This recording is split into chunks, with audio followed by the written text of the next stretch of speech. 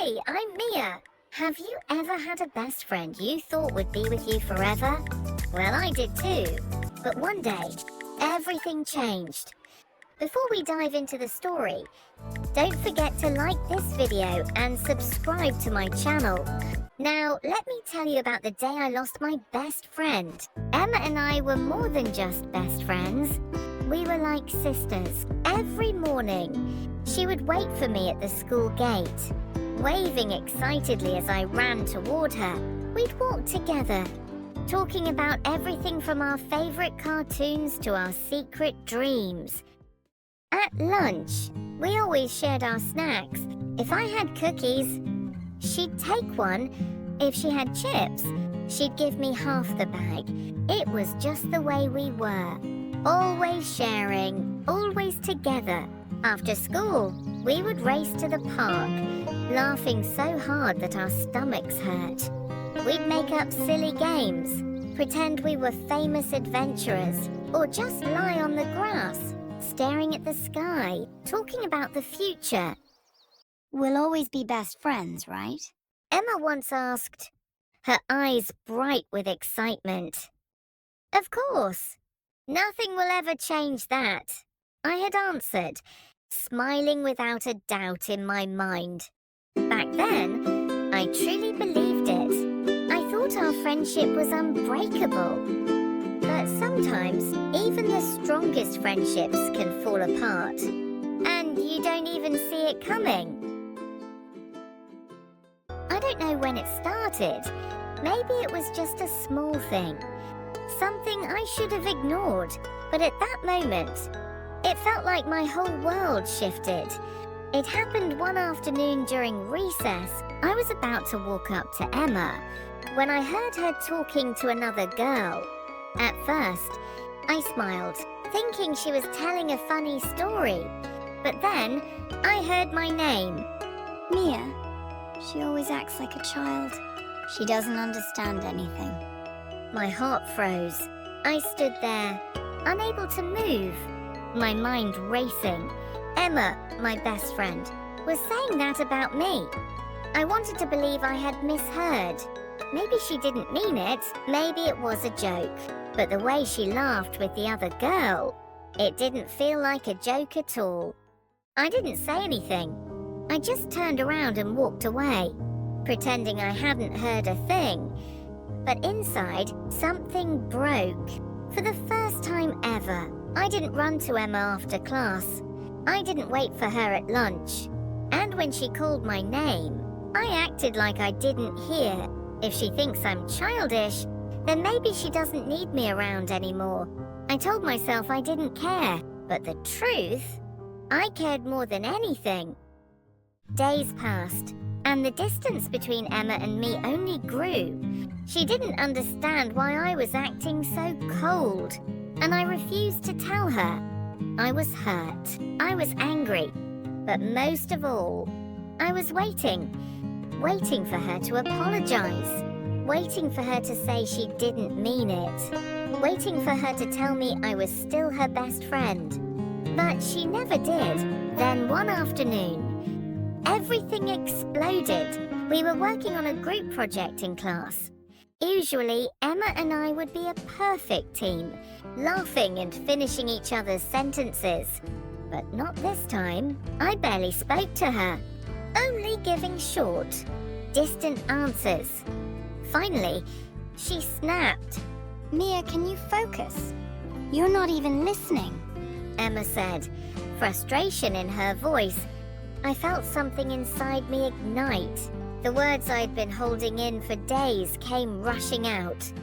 Oh, I'm sorry. I didn't know I was such a burden to you.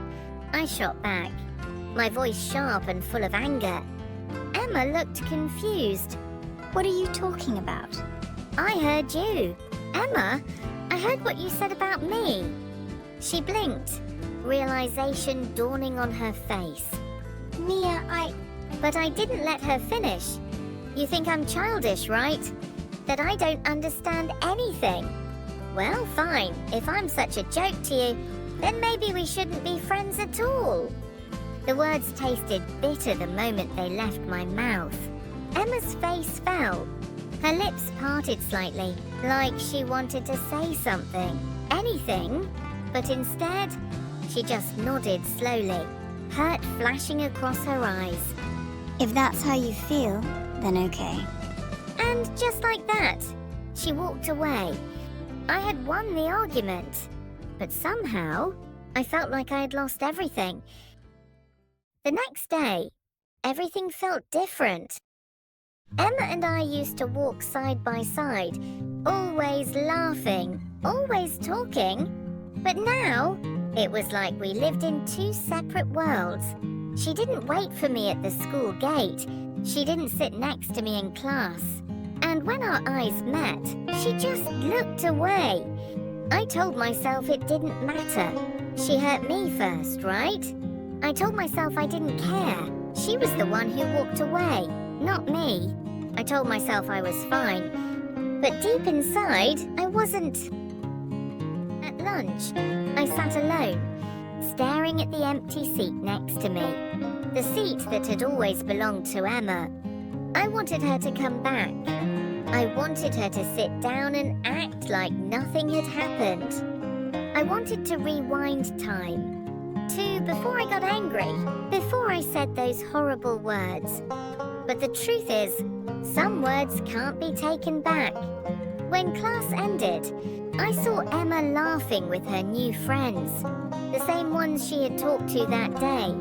I should have just walked away, but instead, I stood there, waiting. Maybe she'll look at me, maybe she'll say something.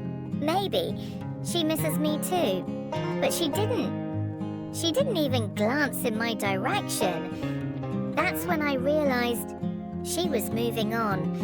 And maybe, just maybe, I had pushed her too far away to ever come back. And yet, maybe it wasn't too late. Maybe if I just found the courage to say two simple words, I'm sorry, things could be different. The question was, did Emma still want to hear them? The thought of apologizing to Emma stayed with me for days, but every time I saw her, my feet felt glued to the ground.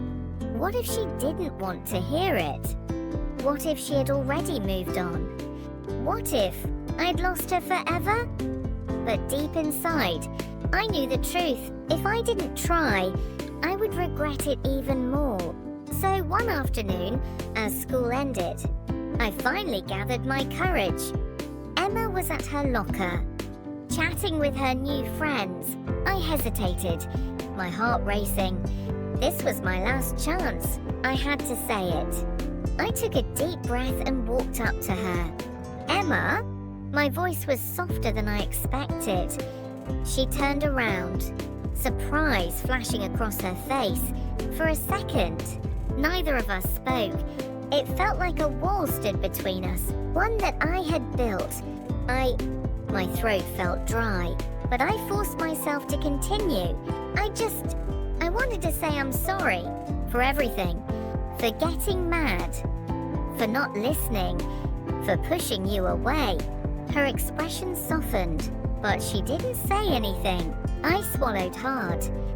The truth is, I was hurt, but instead of talking to you, I let my anger ruin everything. And I miss you, Emma. I miss my best friend. For a moment, I was terrified she would just walk away. But then, she sighed, closing her locker. Mia, I never wanted to hurt you. I was just talking, and I didn't think about how it might sound. But when you got mad, I didn't know what to do, so I just gave up. Hearing her say that made my chest tighten. I had spent so long thinking she didn't care. But maybe she was just as lost as I was.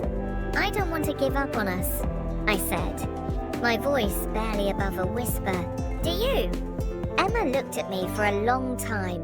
Then, finally, she smiled. No, Mia, I don't. At that moment, I felt like I could breathe again. Maybe things wouldn't go back to how they were overnight. Maybe we had both changed a little. But for the first time in weeks, I knew one thing for sure. This was a new beginning, and I wasn't going to let it slip away again,